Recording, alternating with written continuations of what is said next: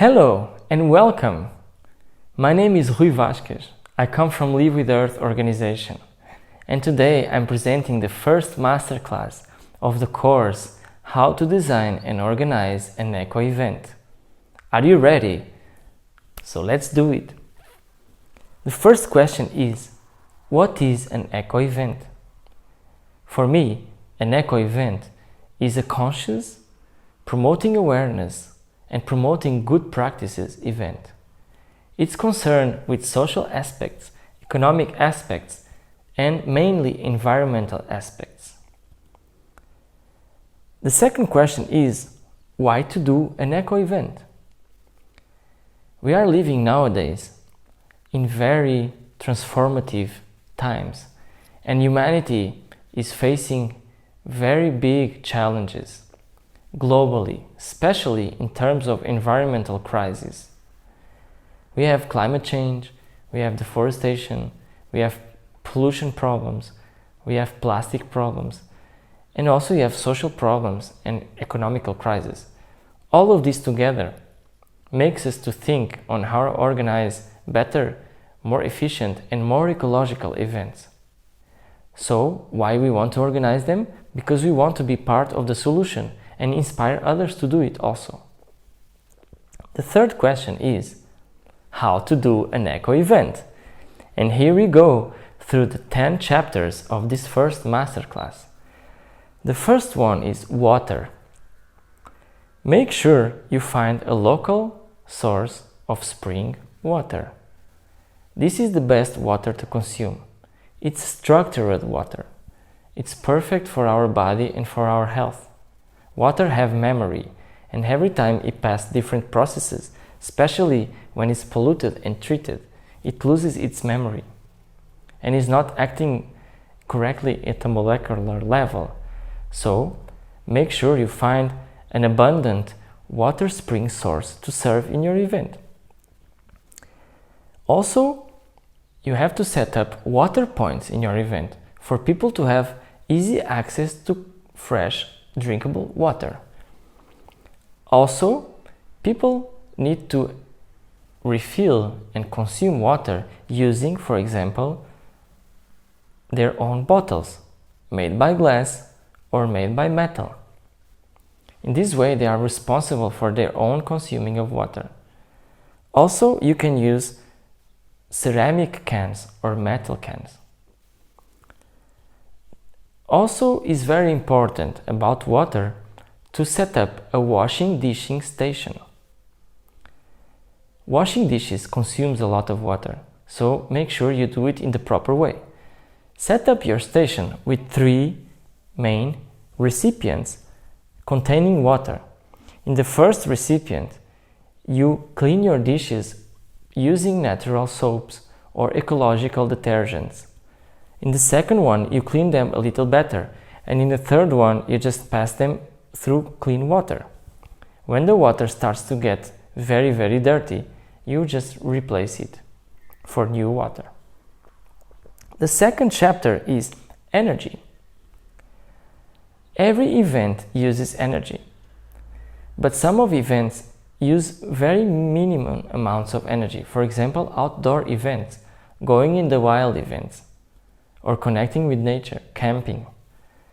These events use just energy for lights, to charge devices. So a good way of saving energy or using just renewable energies, toolkits. You can get energy from the sun. There are bioproducts, eco products where you can do it. Transport your kits and technologies and produce solar energy to recharge, for example, a power bank, and from there to charge your phone or your laptop. Also, there are mini wind turbines that you can use outdoors. And using power banks is a very good way to manage and to be aware of the amount of energy you consume. According to indoor events and normal venues events, it's also important to guarantee that the energy you are consuming, it comes from natural sources and renewable sources, such as solar, aeolic, or wind. hydric, and cinetic, which comes from movement. Another tip is to use LED lights. LED lights consume much less energy and produce more light and better quality light. So make sure all of the lights of your event are LED lights. Another tip is to use human energy, especially in events where you're going to build something or co-create something. In these events, using human energy, you are saving a lot of energy. Humans are renewable resources because we use food, water, sleep, and healthcare to function. And when you join a group of people motivated, you can really create a powerful group of people and energy force to do something. In this way, also try to use non-electric machines and tools. Next chapter is CO2. There exists a CO2 travel tax, especially for flights and long travel distances. We will provide this information in the manual of the course.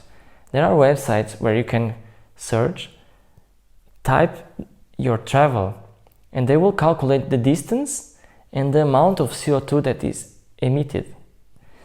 From this amount of CO2, there's a correlation between the money that you have to pay as a tax to neutralize this emission and how it's perceived. This money, it will be invested in natural and environmental projects such as reforestation, for example. Also, try to minimize the use of fires and combustion, as they emit CO2 to the atmosphere. In bushcraft, we used to say that you can only light a fire having at least 3 reasons. For example, warming up or producing heat, lightening, and cooking. There are more functions. For example, honoring the fire or singing in the fire. Also smudging herbs and incenses. Also smoking products and more.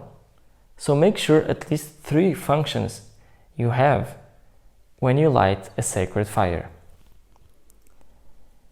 Also, in every event, there are many activities happening. Make sure one of the activities is planting trees or planting plants, bushes, gardens. They are the biggest allies on rescuing CO2, because in this moment we need not only to cut all the emissions of CO2, but also to rescue the CO2 that exists already in the atmosphere. The next chapter is plastic. Make sure you avoid packages and make sure you avoid plastic use in your events. You can use metal, wood, bamboo, ceramic, stone, and any other material instead of plastic. Avoid plastic bottles, as we said before. Replace them with glass bottles or metal bottles. Also, search for a precious plastic project in the nearby. When you organize an event, go to check the world map of precious plastic organization. This is a big part of the plastic solution problem in this moment. Precious plastic recycles plastic and transforms the plastic in new products through eco-design. So make sure you find the nearest by precious plastic project, contact them, collaborate them, create a partnership, and in the end of your event, you can provide them your plastic waste. They will be grateful and they will use it to educate, to transform, and to produce new products. The next chapter is resources. Anything can be a resource. Make sure in your event you minimize the use of physical resources and minimize all resources needed. This will minimize your waste and also your costs. Make sure you go paperless. No printing materials. You can provide the contents through online platforms, applications, websites, and through digital media. Also maximize the biodegradable materials and products that you use or that you promote in your event. You can also organize online events. Online events save us a lot of money, time, resources, CO2 emissions, and many other things. And also can connect people from very far distances. Make sure before organizing an event to think if it can be an online event. If it cannot be, and you want to do a physical event because nothing can replace the human interaction, you can always have online sessions in your event, in your physical event. For example, presentations, lectures, classes. This is an example. We are making this online course and this masterclass to attend and to be teaching all around the world in many different events. So we are already part of the solution, and also you that are watching on that side of the screen. Now we want to challenge you with an exercise. It is called the cycle of the product exercise. We as designers analyze every product when we create a product or we want to redesign a product through all the cycle of the product.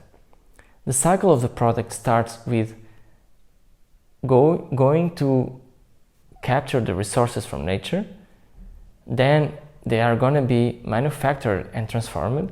From here, they're going to be packaged.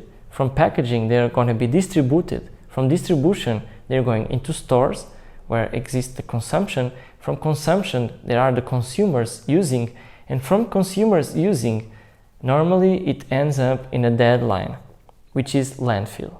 We don't want this. After the consuming and users consuming, we need to reintegrate this product and its materials in the same cycle or reintegrate in a new cycle, reusing, recycling, recreating. This is very important. So be inspired by the cycle of the product and think about your event as a product. In the end, you will create the cycle of the product of your event. How to do this? Imagine your event cycle in all of its dimensions.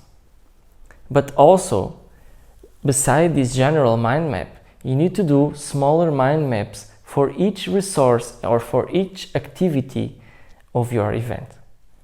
You can get inspired by the chapters of this course. For example, you can do a cycle of the product for water. You can do a cycle for energy, a cycle for CO2, a cycle for plastic, and so on, according to your event. This will give you a better perspective and a larger overview on all the cycles that your event is creating and how to turn them more sustainable. So this is a challenge. I wait for the next masterclass to hear some presentations and to discuss it. Next chapter is eco-footprint. Footprint is the impact you make or what you leave behind. When you walk on the beach in the sand, you can see behind your steps. That's your footprint. Every event or human activity have a footprint. Make sure you create a mindset and all the persons involved in the organization to have the mindset and to ask these questions about your event. What it leaves behind, how it creates a positive impact, how it creates awareness, how it creates empowerment, and how it creates convergence and new bridges. These 5 questions are very important to have in account to organize an event which is a positive impact and have a positive footprint rather than have a negative footprint or a neutral one. What we are teaching in this course, one of the main goals is that your event can produce a positive impact in the world as a social aspect, in the economic aspect, and especially in the environmental aspect. The next chapter is eco-investments. Every time you do an investment, it needs to get returned back to you according to your expectations. If it's not bringing, it means that it's not worth. So ask yourself and your team these questions. Where we invest our energy doing our event? Where we invest our time doing our event? Where we invest our money doing our event?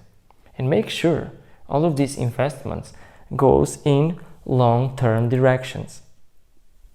Long-term directions are more permanent and are more sustainable, and in the end they bring you bigger results.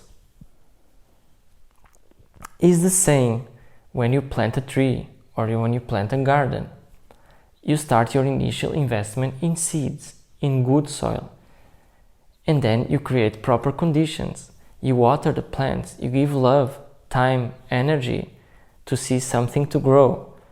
And with long-term investment, you will see the results, you will collect the fruits, and then it will continue to reproduce. It's like nature. Invest in long-term solutions. But also, make sure you invest in the right priorities. The right amounts in the right priorities. The biggest priority to invest properly is human resources. Human resources is the most valuable resource that you can have in any event or in any human activity. Humans make it happen. So be sure you value humans, you value your colleagues, you value your team. They are the ones who are going to make it happen in the proper way. Stronger teams create stronger events. Stronger events create stronger impacts. And all of this energy will pass to your audience. So make sure you value and with dignity you invest properly in human resources. Next chapter is local economy. Make sure you support local services, local practices, and local resources. Make a research around the area where you organize your event. Where are the services and which ones? Integrate them. Which practices are happening? Integrate them. Which resources are abundant and existing? Integrate them. In this way, you value local diversity. And also you integrate rather than segregate. These are strategies to adapt the event to the local context. As a result, you will be part of the community, you will be part of the social web, and you will integrate the cultural identity, and you will be merged in unity. This will bring you better identity, better results, better efficiency, better recognition, and also promoting and producing better for everyone. Next chapter is eco-foods. Food is the base for living also, so it's a very important topic. Make sure you choose healthy products. Normally healthy products doesn't come in packages. Healthy products, when you choose them, make sure you avoid hydrogenated oils, you avoid sugars, and you avoid conservants, colorants, and colorants. This is not healthy for you, and neither for anyone. Also, in terms of food, you want to produce no waste. How to do this? Adopt certain strategies. So make sure be accurate in participants lists and the amount of people that you will eat. Make sure you're accurate in ingredients list and shoppings list. Make sure you're accurate in quantities that you cook and that you serve. In this way, you will produce no waste. There's another strategy which is called freeganism. There exists already a lot of food waste in our society. So search around your event area if you can recycle this food. But pay attention. It's very important to make sure this food is in the right conditions to eat and especially to serve. You don't want to spread disease or create any problems in your event. Also, serve vegetarian and vegan meals, mainly. They are the most healthy, the most economic, and the most sustainable for the society and for the planet. Also minimize the packages, as we said, and pay attention to the biodynamics and to the natural abundance of your region. Biodynamics is observing the seasons of the year. The different seasons produce different kinds of food. Make sure you use the certain amount of food and the certain type of food for each season of the year. For example, in the summer, there's a lot of melons, watermelons, and other food that is proper for summer because they are juicy. They give us a lot of water. Make sure you consult and you study the calendar of food production and you adapt to it. Let's not buy pineapples in the winter or in the autumn or in countries where it's not produced pineapples. Let's be aware. The last topic is eco-traveling. You can organize groups for rides between participants, facilitate their communication and their locations so they can know who is gonna departure from where to arrive to your event and also the way back. In this way they can save time, money, resources and CO2 emissions. Also, there is the CO2 tax, which already we talked about. Another thing is the bicycle incentives. Try to incentivize your participants to go in a bicycle to your event. Use creativity. For example, give them awards, give them discounts, highlight them in communication, or create a spot in your event just for bikers to discuss their travels. There are many other solutions to promote biking. Also, electric bikes and electric cargo bikes are very good solutions in this. Another thing is the accessibility to public transportation. Make sure your event has easy access to public transportation roads. They are the most economic and ecological ways for traveling. There is also the option for hitchhike. Promote hitchhiking to your participants and also walk. If they come from nearby, they can walk half an hour, 1 hour, 2 hours and have an experience, know the surroundings. And all of these, bicycle and walking mainly, are very healthy ways of traveling and also sustainable. I hope you enjoyed this masterclass. We are now in the end. Today we presented 10 chapters to help you designing and organizing your eco event.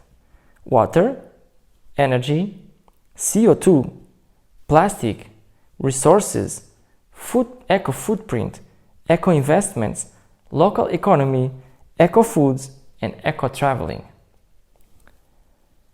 Don't forget about the exercise of the cycle of the product. It's very important to practice and to start designing your event. Make sure you contact and you connect with us if you need something. This is our contacts and also our platforms. Make sure you subscribe us and you give us a like if you really like what you are seeing. I really hope to be useful and to be inspiring for you. And I really hope that all of this information can provide better solutions and more environmentally friendly and holistic events. I am Rui Vasques. Thank you very much for listening. I wish you a very beautiful day and hope to see you in the next masterclass.